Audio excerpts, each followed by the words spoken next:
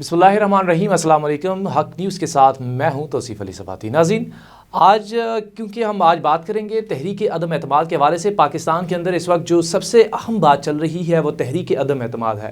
اس وقت لوگوں کے ذہنوں کے اندر ایک اہم سوال ہے کہ کیا پاکستان پیپل پارٹی جو ہے وہ تحریک عدم اعتماد میں کیا کردار ادا کر رہی ہے۔ اس کے ساتھ ساتھ آج جو ایک اہم بات ہوئی ہے وہ ہے کہ سابق صدر آصف علی زرداری مولانا فضل الرحمان کے ساتھ ملاقات طے پا گئی ہے۔ اس ملاقات کا کیا لاہ عمل نکلے گا، یہ بھی ہم آج کے پروگرام میں بات کریں گے۔ اس کے ساتھ ساتھ آج ہمارے ساتھ جو اسٹوڈیو کے اندر بہت ہی نہایت اور اہم شخصیت موجود ہیں جن کا تعلق جو ہے پاکستان پیپل پارٹی سے ہے، سابق MP بھی رہ چکے ہیں، ایڈوکیٹ سپریم کورٹ بھی ہیں اور سابق chairman press council of Pakistan بھی رہ چکے ہیں، اور اس کے ساتھ ساتھ سابق جج لاہور ہائی کورٹ بھی ہیں۔ ناظرین، کسی تعریف کے محتاج نہیں ہے، انہوں نے ہمیشہ آزادی صحافت کے حوالے سے بات بلند کی ہے۔ السلام علیکم سر۔ سر بہت شکریہ، سب سے پہلے آپ نے ہمیں اپنے قیمتی ٹائم میں سے ٹائم دیا، کیونکہ وقت ہمارے پاس ایک شارٹ ہوتا ہے۔ ہم مختصر سے وقت میں ایک اہم سوالات جو ہوتے ہیں جو کہ ہماری عوام کی ڈیمانڈز ہوتی ہے اس پر ہم بات چیت کرتے ہیں۔ سب سے پہلا سوال ہے، مجھے یہ بتائیے گا کہ تحریک عدم اعتماد کے حوالے سے پاکستان پیپل پارٹی کا کیا کردار ہے؟ دیکھیں جی، پیپلز پارٹی کا کردار اکیلے تو کوئی نہیں ہونا۔ پیپلز پارٹی کا کردار تمام پولیٹیکل پارٹیز کو، جو اسپیشلی اپوزیشن کی، ان کو مل کے جو بھی اسٹریٹجی بنے گی جوائنٹ اپوزیشن، تب اس معاملے میں انہیں کامیابی ہوگی۔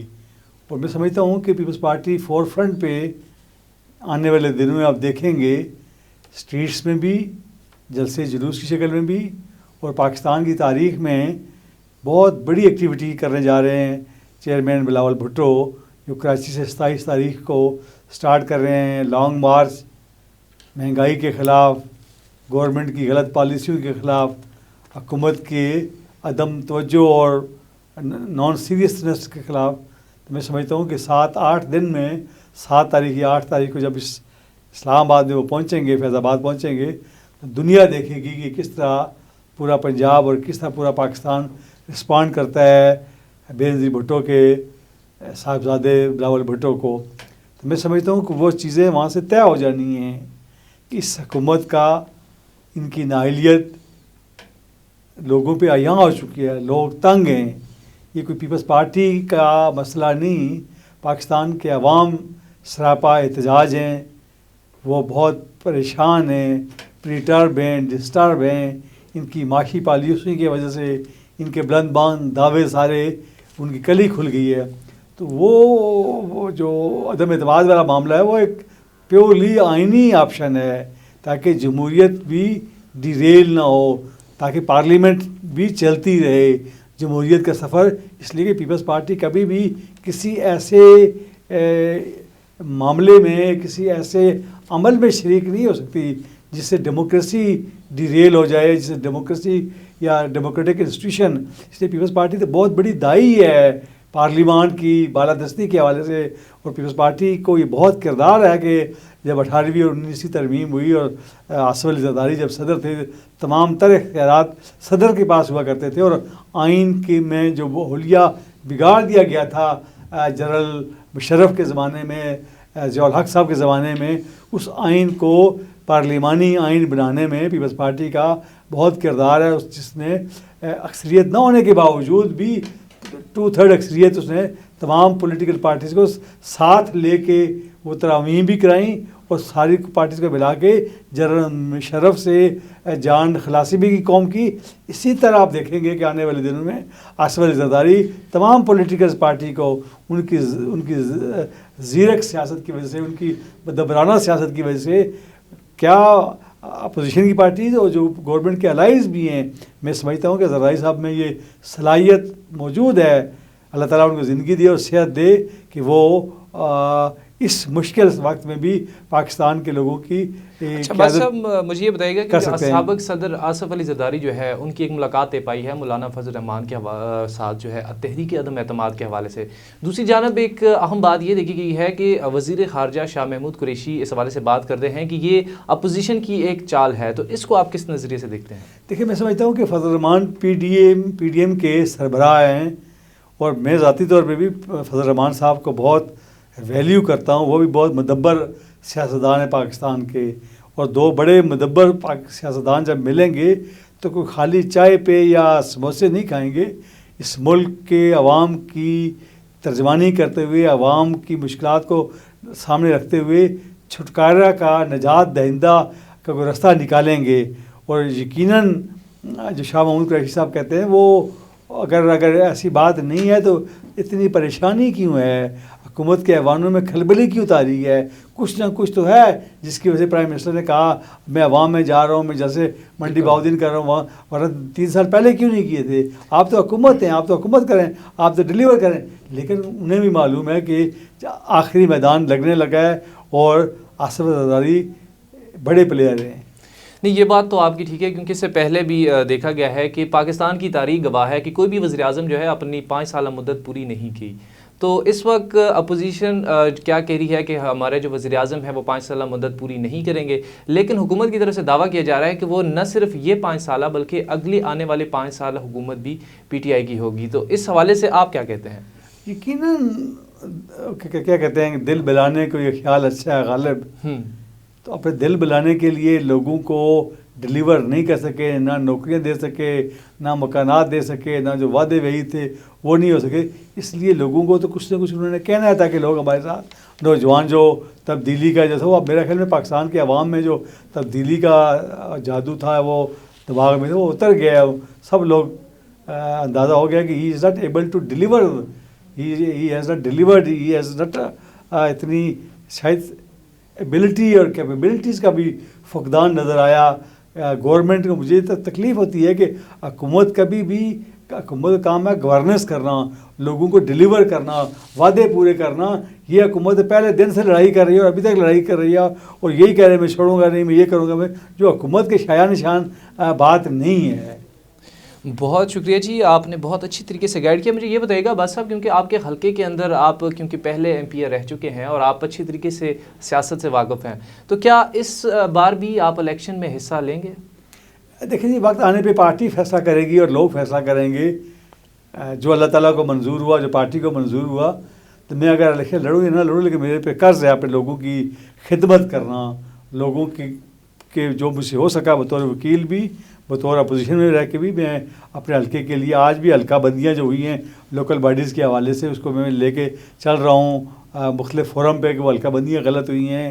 اسی طرح جو جہلم کا پانی والا منصوبہ ہے اس کے خلاف میں کر رہا ہوں. مری کے ماحولیات اور بلڈنگز بائی لاز کے خلاف اگلے ہفتے ہائی کورٹ میں کیسز ہیں وہ میں کر رہا ہوں، اور پہلے بھی کیا، اب بھی کروں گا. مری ایک ہی ہے، مری کو سب کو سوچنا چاہیے، مری کو بچانا چاہیے. پورے پاکستان کی مری ہے، اس لیے وہاں بہت چیزیں ٹھیک نہیں ہیں.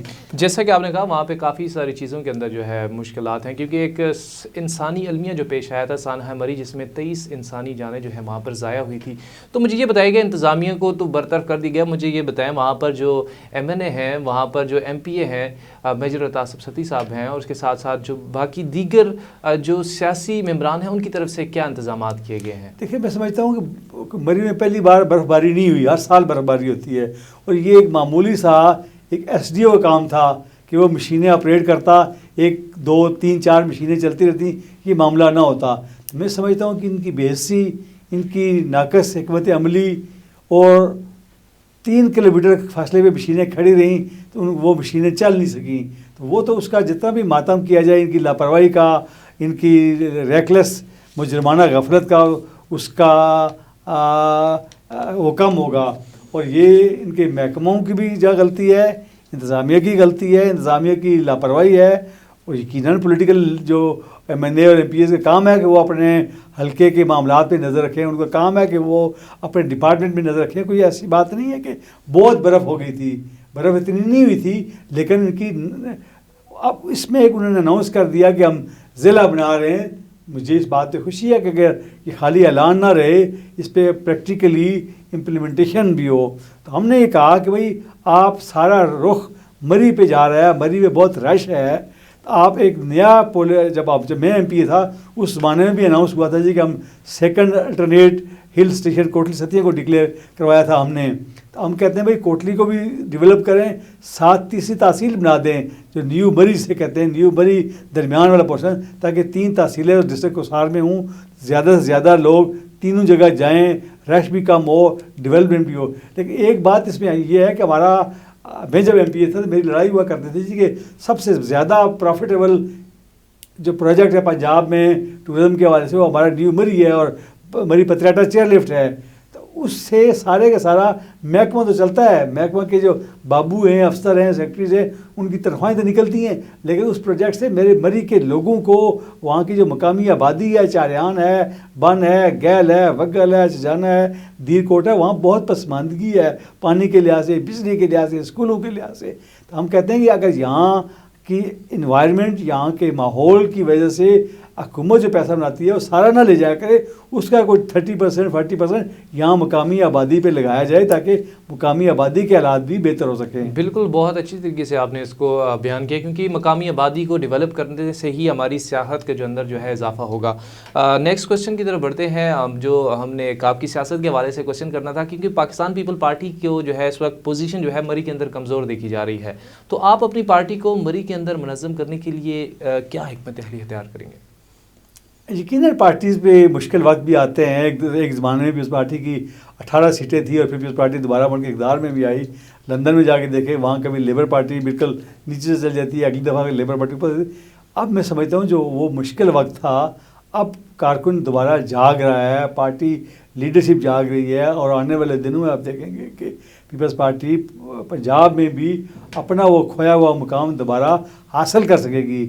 اس لیے پچھلی دفعہ وہ تبدیلی کی ایک لہر چلی تھی, اب لوگوں کو یقین ہو گیا کہ یہ تو کیپیبل ہی نہیں ہے. پیپلز پارٹی کم روزگار دیتی ہے, پیپلز پارٹی مہنگائی نہیں کرتی, پیپلز پارٹی میں لوگوں کو انوالو کرتی ہے. میں سمجھتا ہوں کہ میں جب ایم پی اے تھا, جب میں ایم پی اے بنا, میں نے 30,000 ووٹ لیے تھے, جو اللہ کی مہربانی سے, اس میں میرا کمال نہیں تھا, میرے لوگوں کے حلقے کے عوام نے, پارٹیز کے بھی اور پارٹی سے ہٹ کے بھی لوگوں نے مجھے, اور سیکنڈ ٹائم میں نے 35,000 ووٹ لیے تھے.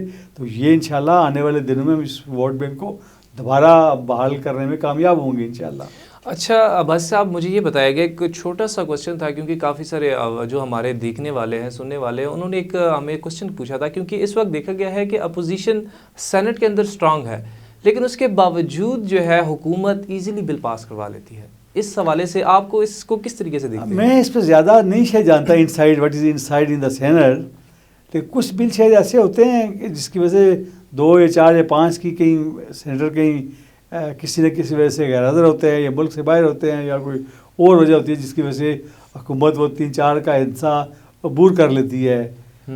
ورنہ تو کوئی ایسی بات نہیں. پیپلز پارٹی اپوزیشن میں کردار, اور ایک میں نہ ماننے والی بات بھی نہیں, پیپلز پارٹی ایک ذمہ دار اپوزیشن ہے کہ تاکہ ملک کا نظام بھی چلتا رہے, ادارے بھی چلتے رہیں. اگر کوئی چیز ملک کے لیے, اسٹیٹ کے لیے بہتر ہے تو قانون تو اس پہ پیپلز پارٹی آگے ہو کے ساتھ بھی دیتی رہی ہے مختلف چیزوں میں, اس لیے کہ ملک کے لیے کوئی چیز بہتر ہے تو پیپلز پارٹی ضرور ساتھ دیتی ہے.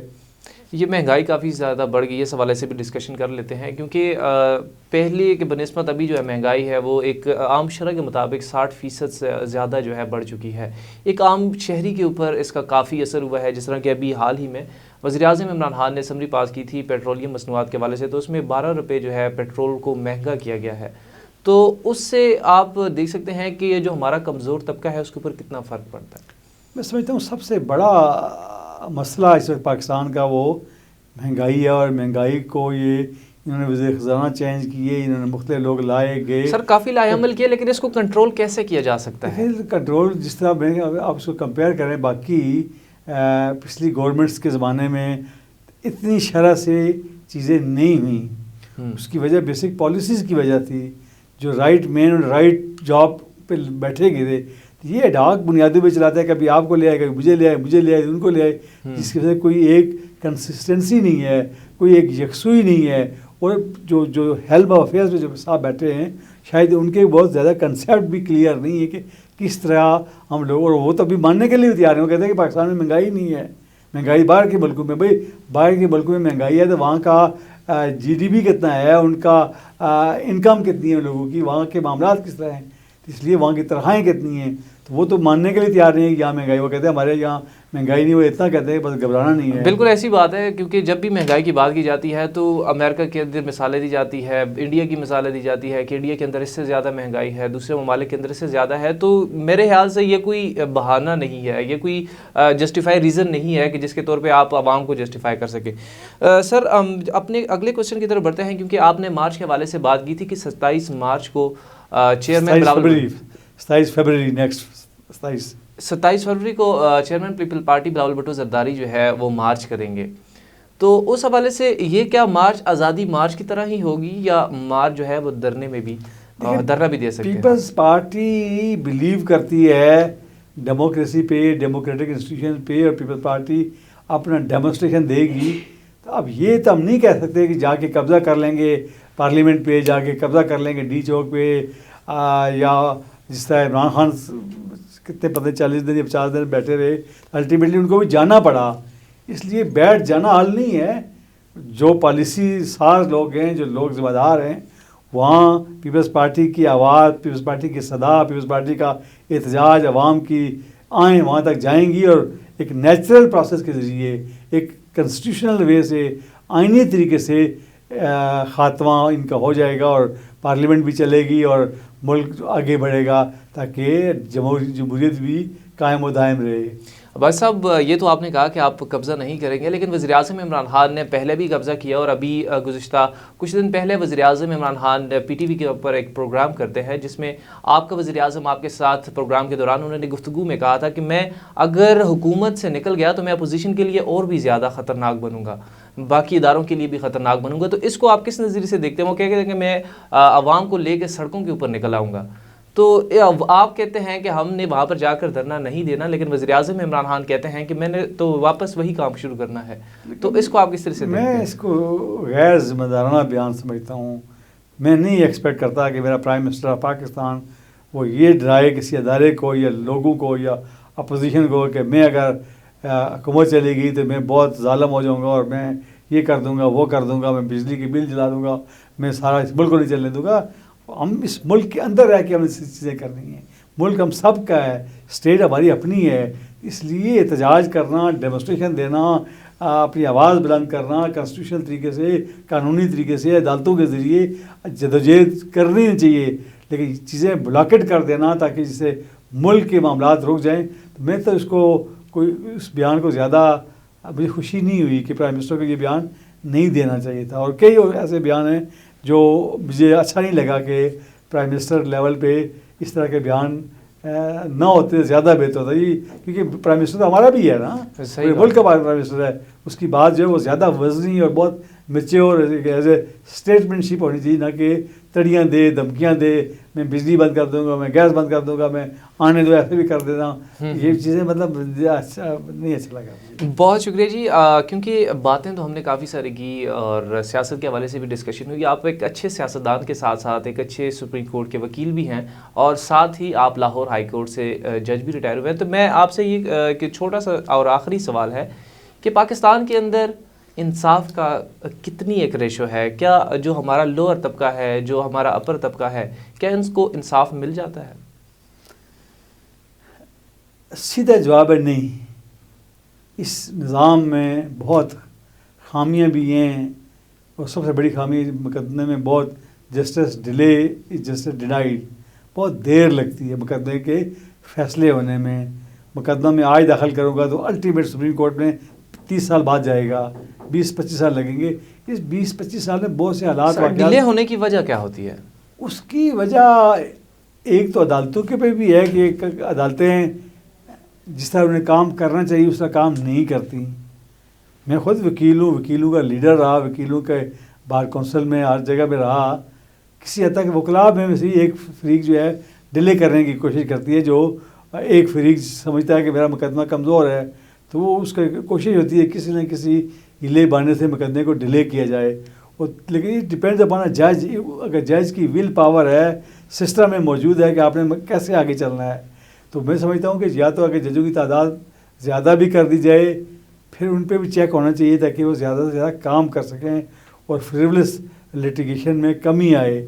تو آپ کے سوال کا جواب یہ ہے کہ لوگ ہم سے مطمئن نہیں ہیں اس سسٹم میں. میں تو روزی کما لیتا ہوں, وکالت کر لیتا ہوں, لیکن جو میرا سائل ہے, جو اصل سٹیک ہولڈرز عوام ہیں, اصل سٹیک ہولڈر عوام کو وہ چیز انصاف کی فراہمی ناممکن سی ہے اور مشکل ہے, اور کافی انہیں پاپڑ بیلنے پڑتے ہیں, اس کو جو سپریم کورٹ کو, ہائی کورٹ کو, حکومت کو